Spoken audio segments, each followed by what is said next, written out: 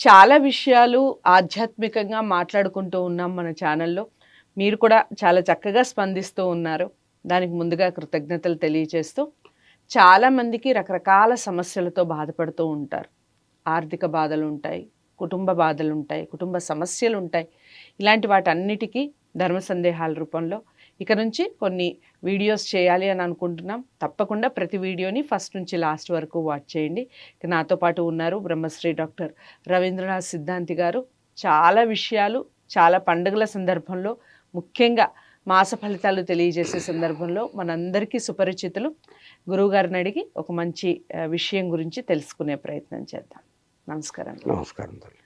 గురువుగారు, చాలామంది మేము మాత్రమే పేదవాళ్ళం అని నమ్మేవాళ్ళు, అంటే ఎంత ఉన్నా పేదవాళ్ళు అనుకునే వాళ్ళు ఉంటారు.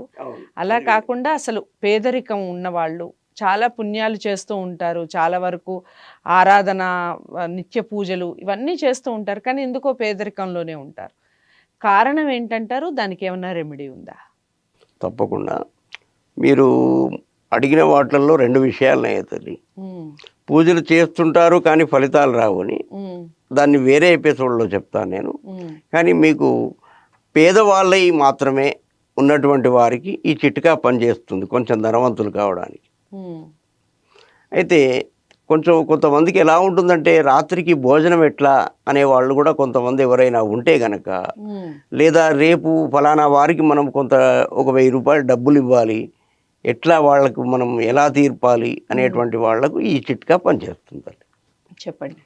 ఏం లేదు, ఏదైనా శుక్రవారం నాడు కానీ, ఏదైనా శుక్రవారం కొంచెం ఆ రోజు మంచి శుభముహూర్తమై ఉండాలి. తర్వాత ధనత్రయోదశి నాడు కానీ, ఈ ధనత్రయోదశి అనేది దీపావళికి 2 రోజుల ముందు వస్తుంది. అవును అవును, అందరూ బంగారం కొనుక్కుంటూ ఉంటారా? బంగారం కొనాల్సిన అవసరం లేదు, పసుపు అంటే బంగారమే. ఓకే. నేను ఇంతకుముందు కూడా ఏదో సందర్భంలో చెప్పాను, బండారి అంటే బంగారమే. తెలంగాణలో బండారి అంటారు. మనకి ఇప్పుడు ఇక్కడ ఇది ఉంది కదా, మాకు సిద్దిపేట వెళ్ళే ప్రాంతంలో దాని పేరు ఏం పేరు, అది ఆలయం ఉంది ఒకటి, కొమరబెల్లి ఆలయం, ఇక్కడ బండారి అంటారు. ఆ బండారి అంటే పసుపు అంటే బంగారమే. పసుపు లేకపోతే మనం బంగారం పొట్లాన్ని జేబులో పెట్టుకోవచ్చు. అయితే ఈ ఏం చేయాలంటే, ఒక గుడ్డను తీసుకోవాలి, వస్త్రాన్ని, మన చేతి రుమాల కంటే తక్కువ ఉండాలమ్మా. అయితే పసుపు పచ్చ బట్ట ఒకవేళ దొరకని ఎడల తెల్ల బట్టనే, కొంచెం కాటన్ది అయితే బాగుంటుంది.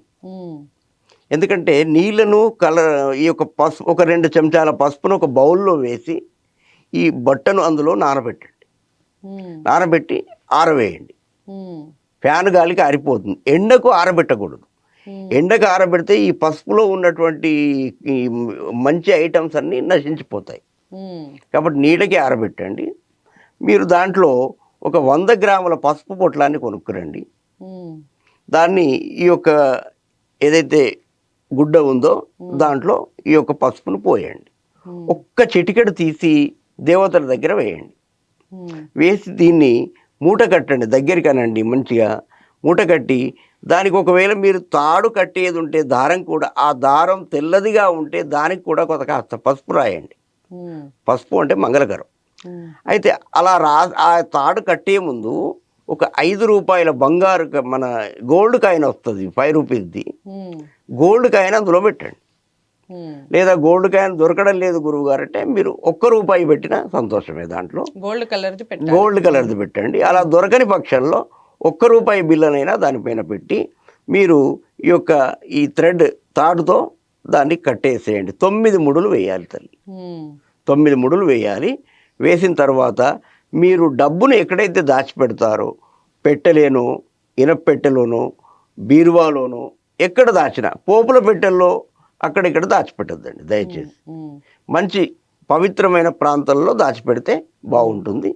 తర్వాత ఇంకొకటి ఏమిటంటే, దీంతో పాటుగా మీరు చేయాల్సిన పని ఏమిటంటే, మీరు ఇల్లు ఊడ్చి, మునుపటి కాలం కాదు, ఇప్పుడు ఇల్లు ఊడ్చి చెత్తను బయట ఇంటి ముందే పారవేయడానికి మోర్లో, అంటే దాన్ని స్టాక్ చేసుకుంటున్నాం. అయితే చెత్తను డస్ట్బిన్లో మనం స్టాక్ చేసుకోవడం అంటే అదొక దారిద్ర్యం. కాబట్టి మీరు చెత్త ఊడ్చిన తర్వాత మీరు ఏం చేయండి అంటే, మీరు స్నానం చేసి శుభ్రంగా ఉన్నటువంటి పరిస్థితుల్లో 2 లేదా 3 రాళ్ళుప్పు కల్లుప్పు అంటారు, రాళ్ళుప్పు, తెల్లది పెద్ద ఉప్పు. ఒక 2 రాళ్ళు అందులో వేయండి. ఓకే. ఎందుకంటే దాంట్లో ఉన్నటువంటి చెడు ఎనర్జీ అంతా ఇల్లు ఊడ్చినప్పుడు ఈ చెడు ఎనర్జీ అంతా వెళ్ళిపోతుంది బయటకు.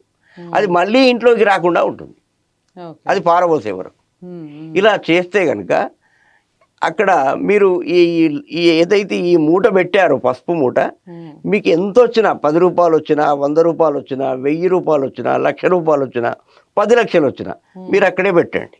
ఉమ్, కొన్ని రోజులు అలా చేసి చూడండి. అయ్యో ఇంకా అవతలేదు, శుక్రవారం అయిపోయింది, మళ్ళీ నెల అయిపోయింది అని ఎదురు చూడకండి. ఉమ్, మీరు చేయండి అంతే, ఫలితం తప్పకుండా కనిపిస్తుంది. ఇందులో మీరు ఒక్క రూపాయి కూడా ఖర్చు పెట్టాల్సిన అవసరం లేదు. ఉమ్, ఖర్చు పెట్టి గురువుగారు నాకు ఇలా చెప్పారన్న తిట్టాల్సిన అవసరము కూడా లేదు. ఉమ్, ఇది చాలా పురాతన గ్రంథంలో రాసినటువంటి చిట్కాలమ్మా ఇవి. ఉమ్. నేను మా తాతగారి పుస్తకంలో నుంచి ఈ చిట్కాలు తీసుకున్నాను నేను. చాలా చక్కగా చెప్పారు. చిట్కా విన్నారు కదా, చిట్కా అని చెప్పాలి అని అనిపించట్లేదు, ఎందుకంటే పరిహారం ఇది. మీరు ఎంతో బాధతో ఉన్న వాళ్ళకి ఒక గొప్ప సమస్యకి ఒక రెమెడీ లాంటిది. ఖచ్చితంగా ప్రయత్నించి చూడండి, ఫలితం పొందండి. ఇంకా ఇలాంటి సమస్యలు ఏవైనా ఉంటే కామెంట్ బాక్స్లో తెలియచేయండి. నెక్స్ట్ గురువుగారు కలిసినప్పుడు తప్పకుండా దానికి సంబంధించిన ప్రశ్న అడగటం జరుగుతుంది, దానికి సంబంధించిన సమాధానం కూడా గురువుగారు చెప్పడం జరుగుతుంది. నచ్చింది కదా వీడియో? లైక్ చేసి అందరికీ షేర్ చేయండి, ఛానల్ని సబ్స్క్రైబ్ చేసుకోండి. నమస్తే.